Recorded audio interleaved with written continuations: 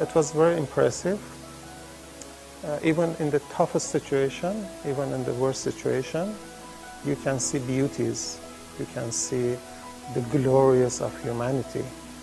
When I was checking news, I found that there are nurses and there are people, doctors, medical staff, that they are working very hard in the Wuhan, and some of them even they were volunteers. They were not the only people working in Wuhan. My colleagues, which simply means the people who are working in power plants, power factories to generate electricity, or in telecommunication companies, or all of those people, I think nobody's talking about them, but they did the same.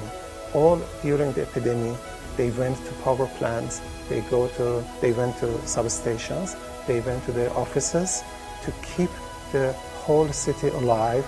This is the glories of humanity. This is against selfishness.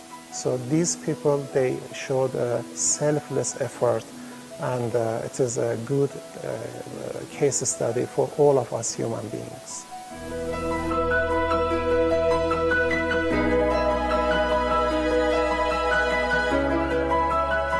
Actually, what's important is the international effort for control this situation.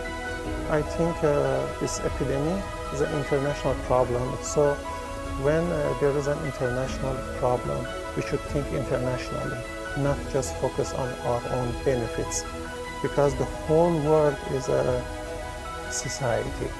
If other countries be infected and their economy goes down, our economy will also goes down, because they are all related to each other and they are all connected to each other.